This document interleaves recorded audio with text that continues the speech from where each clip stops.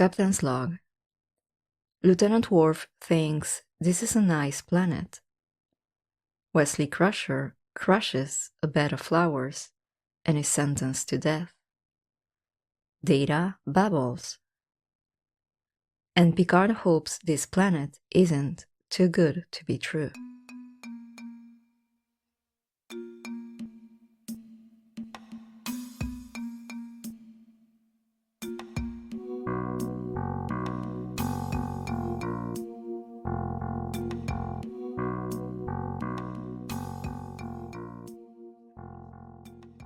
Hi, I'm Broccoli.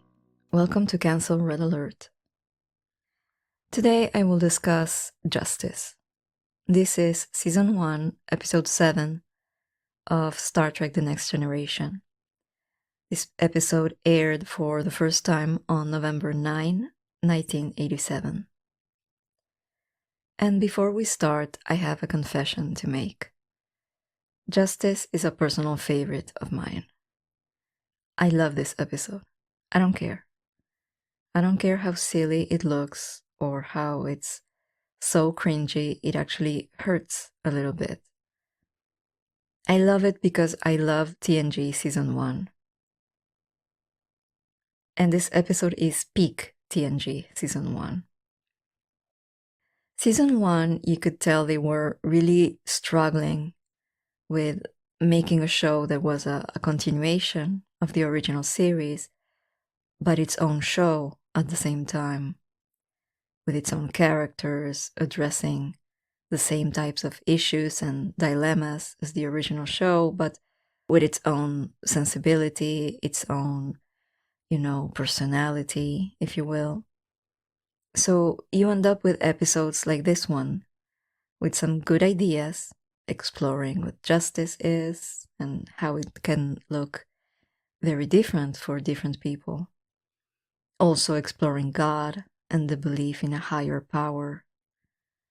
And all these profound ideas are being debated by people wearing handkerchiefs to cover their parts. That's TNG Season 1 for you. It's a mess that is trying its best. I think what I also love about this episode is that there's so much green and blue. Much of it takes place outside in a beautiful garden full of flowers and trees. It's nice to see the crew of the Enterprise outside, getting some fresh air, synthesizing some vitamin D. Before Justice, every episode so far has had our crew cooped up inside the ship. And when they did go outside, it was in some pretty barren-looking places. So it's nice to see them outside, surrounded by nature. So for this one, I will narrate the episode in chronological order as I analyze it. First, I will introduce us to the Edo people and their planet, and then to their powerful and fearsome god. Then I will explain how justice works on this planet, and then I will focus on the issue of God and divine power. And at the very end, I will address the thorny issue of the Prime Directive. Alright then, let's see what's out there.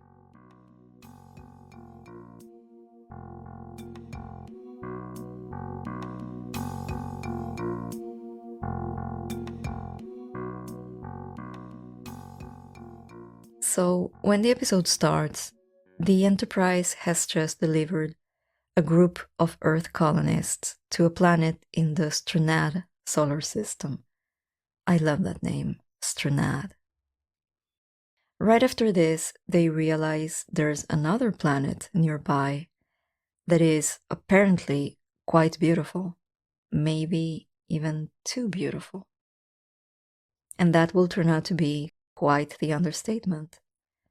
And it's also a bit of foreshadowing. This planet is designated as Rubicon 3. It's a Class M or Minshara class planet, meaning it is suitable for humanoid life. It is very green with ample grass lawns and colorful vegetation. It looks like paradise.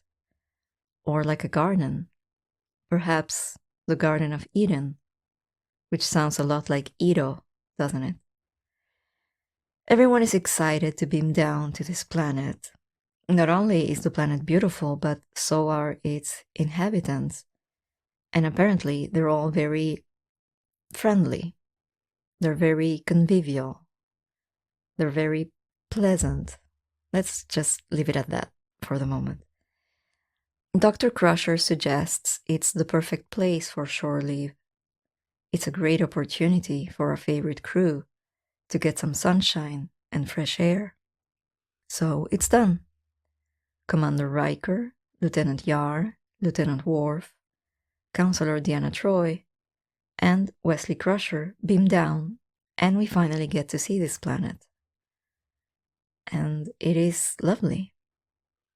The planet is all green lawns and lush vegetation as far as the eyes can see, colorful flowers, pristine buildings, and a bright blue sky. The Edo are there to greet them. Two of them, who will be the main Edo characters in this episode, are Rivan and Liator.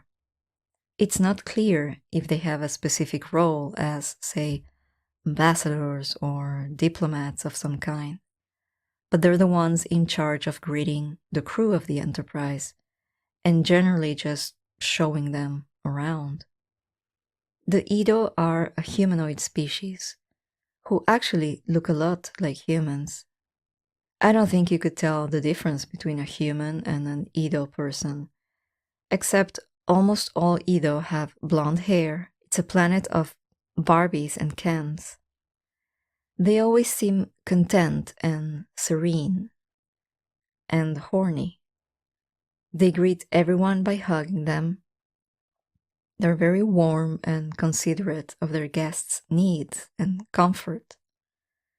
They're very joyful and cheerful all the time. They wish everyone around them health and happiness. If they have to go somewhere, they run, they don't walk. Their clothing is peculiar. In fact, when I was researching for this episode, I looked up images of the episode online, and some of the images were blurred and had a disclaimer that said, "This image may contain explicit content." Even though the picture merely showed a scene where we can see Tasha Yar sitting on a bench with the two main Edo characters. And everybody's dressed. There's no explicit content. That's because their clothes leave very little to the imagination. They basically wear strips of fabric loosely sewn together, which show a lot of skin. To best summarize it, we can quote the words of Lieutenant Worf while he is being tightly and lovingly hugged by a lovely Edo woman. Nice planet. By the way, all this reminds me of an episode from Star Trek, the original series, called Shore Leave. That's Season 1, Episode 15. In this episode, the Enterprise crew, led, of course, by Captain Kirk, is exhausted after 3 months of hard work, and they are looking for a place for shore leave when they find a planet in the Omicron Delta system. McCoy and Sulu beam down in order to survey the planet to see if it is suitable for shore leave. This planet, much like the Edo planet, is green and full of trees, although it looks more like an enchanted forest than a garden. And also, like the Edo planet, the apparent peacefulness and beauty of the planet hide more complicated and potentially lethal aspects, but I'm getting ahead of myself. The inhabitants of the planet take the crew to some kind of massage parlor where everyone is having joyous fun or doing joyous exercises or just sitting down and caressing each other for some reason. And everywhere in the background you can hear sounds of people sighing and making sounds that denote satisfaction. Again, I'm gonna leave it at that. Meanwhile, on the Enterprise, Commander Data is faced with a mystery. And just a comment here. Man, I wish they would have let Data go on the horny planet. Data stays on the Enterprise for the entire episode, if I'm not wrong. So he deals with the other side of the main plot, which is mainly the Edo God. So we don't get to see Data frolicking with the half-naked Edo. A damn shame, if you ask me. Anyway, as I was saying, back on the Enterprise, or up on the Enterprise rather, Data is faced with a mystery. The sensors are detecting something that is definitely there and yet doesn't seem to be there. A shadow of some kind. This entity, this thing, which we will later understand is a god for the Edo people, then communicates quite violently with the ship, and especially with Picard and then Data. It has the power to shake the entire ship, much like an irate biblical god. It speaks with a loud, booming voice that fills the entire ship. It demands to know who they are and what they are doing there. And it warns the Enterprise not to interfere with its children, meaning the Edo people. Picard does his best to explain they are on a mission of peaceful exploration, but the entity remains unhappy with the presence of the Enterprise and its crew. Whatever this is, it is a powerful and commanding being who protects the Edo paradise. So already we have this dichotomy between the beautiful, gentle paradise and the forceful, terrifying entity/god.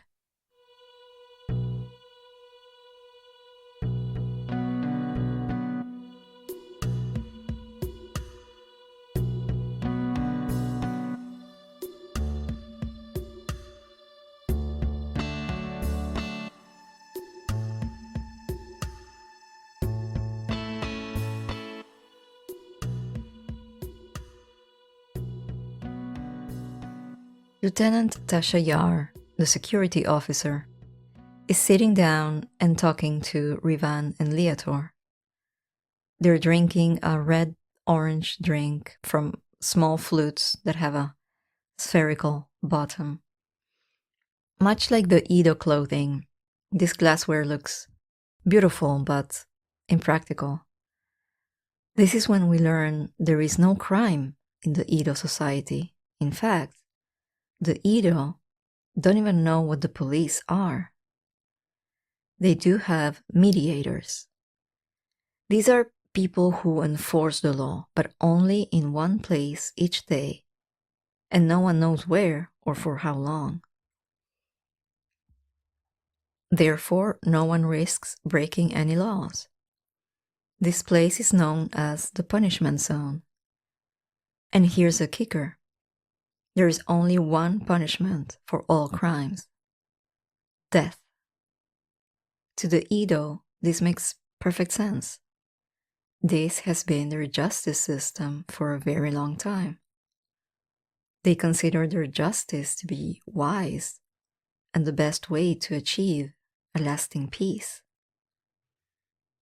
If anyone broke the rules, they would face death. Therefore, no one risks breaking any rules. To the Enterprise crew, this idyllic planet is looking less and less like paradise. While this conversation is taking place inside the massage parlor, a likely place to discuss the merits of the death penalty, outside, Wesley Crusher is playing with some Edo kids and teenagers. At some point, he's running after a ball, I think, and he ends up falling on a bed of freshly planted flowers. Immediately, he is caught by the mediators and sentenced to death. And justice on this planet is very swift because as they are literally about to inject him with a syringe, Riker, Yar, and Worf prevent this from happening. But the Edo still hold Wesley prisoner. The Edo are shocked by the behavior of the crew from the Enterprise. In fact, this is the first time we see them looking anything other than blissful and joyful. They don't seem to understand why the humans find their justice system to be unfair and brutal. They are proud of their justice system, which was set up by their ancestors. They say that long, long ago, there was much disorder, but not now. Their society seems to be perfect. Perfect obedience, perfect contentment. Picard beams down to assess the situation, and quickly the Edo go from lounging and kissing to debating judicial matters at their council chambers, which actually look very similar to the massage parlor, by the way. In fact, I initially thought it was the same place. This is, to me, one of the best things about Star Trek and something that sets it apart from so many other television series. It's the fact that when there's a disagreement or even a crisis, the first recourse is to sit down and establish a dialogue. We have major cultural differences that are creating a conflict between us. Then let's communicate, let's talk, let's see where we can meet. Let's sit down with our scantily clad friends and talk it over.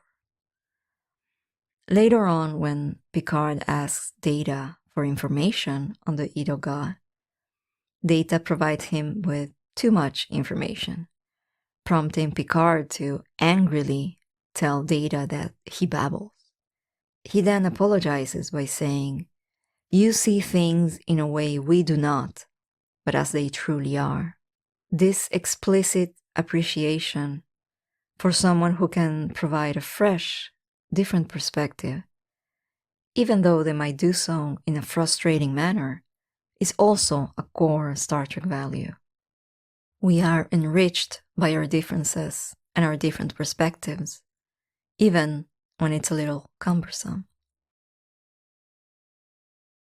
The scene where Picard and the main Edo characters, Rivan and Leator, debate on what to do about Wesley is an important one, because it also allows the Edo to become a little more complex and nuanced.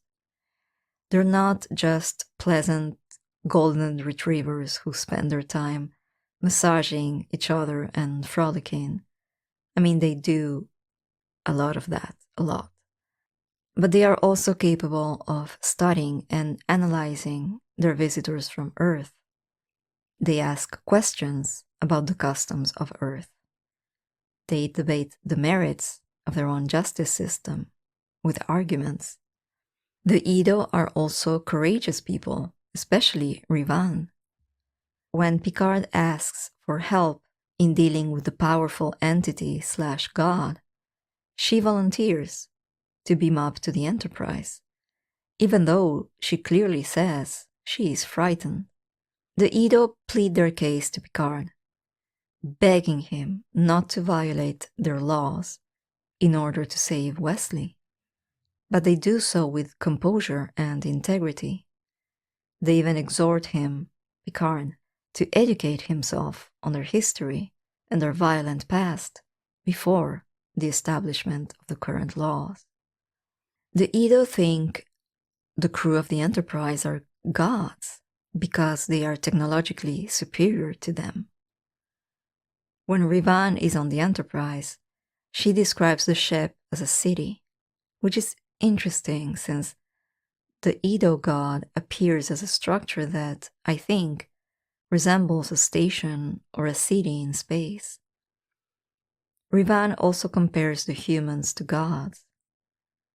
When speaking about her experience on board the Enterprise, she says, "I saw you share the sky with gods. You must be gods." She even kneels in front of Picard and Dr. Crusher. In this story, we have a group of interdimensional beings who perhaps used to be corporeal and now present as a technological structure floating in space. So advanced, they can be in multiple places at the same time. These beings are aware of the fact that the Edo worship them as a god, but they consider it harmless due to the stage of evolution the Edo find themselves in. They certainly have godlike power and knowledge, even wisdom. Are they a god or an ancient life form? Maybe both? Is God a matter of perspective? I also wanted to mention, again, the biblical themes in this episode. Edo does sound a lot like Eden. In the Old Testament, in the book of Genesis, the Garden of Eden is a paradise where the first humans live in complete innocence and bliss. When they disobey God by acquiring knowledge from the tree of knowledge of good and evil, they are banished from the garden by God. The story of the Garden of Eden can be understood as a theological metaphor. In the episode, the arrival of the Enterprise disrupts the blissful existence of the Edo and risks bringing their organized world to an end. And I would also like to mention how, when Wesley is sentenced to death, this puts Dr. Beverly Crusher in the position of a mother whose son is essentially going to be sacrificed in order to maintain the order of things. Not a perfect parallel with Jesus and Mary, but I think there is something there. Beverly's behavior in this episode is also noteworthy to me. She cries and begs Picard to save her son, but when she beams down to the planet and sees Wesley being held by the Edo, we can see she clearly wants to go to him. That's her son, her only son, and yet she doesn't. She refrains from doing so. Perhaps it's because she thinks it would only make things worse. Perhaps it's the Starfleet training. She's a mother, yes, but she's also an officer on a mission of peaceful exploration. She has duties. I think her behavior is very dignified in this episode. I left the issue of the Prime Directive for the end because, to me, that is what the ending of the episode is all about.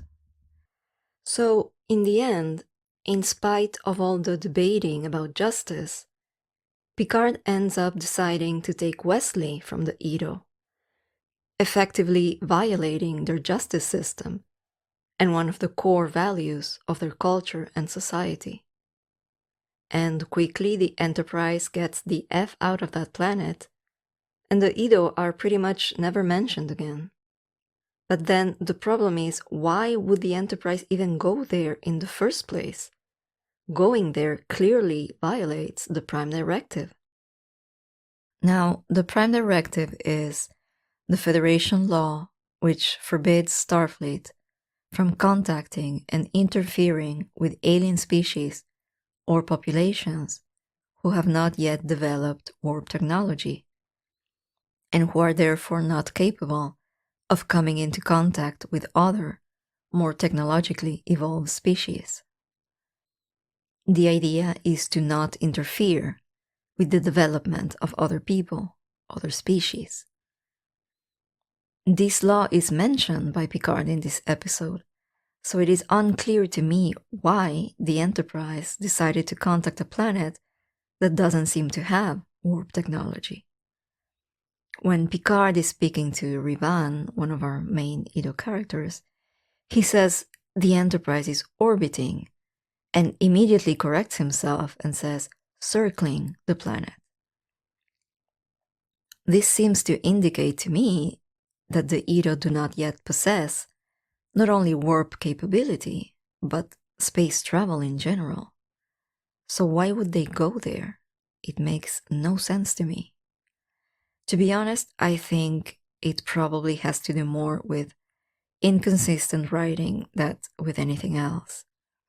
Which is why I chose to focus more on the themes of the episode, and not so much on the resolution of the conflict, because the conflict makes no sense in the first place.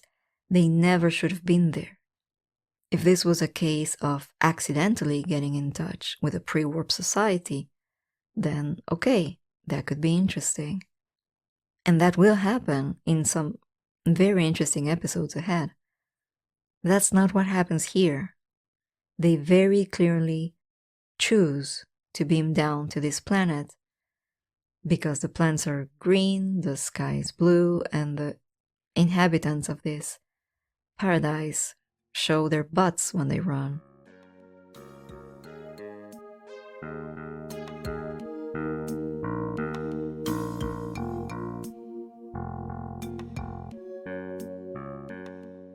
And this is the end of my comments on Justice. Thank you for listening to my Star Trek musings. Until next time, live long and prosper.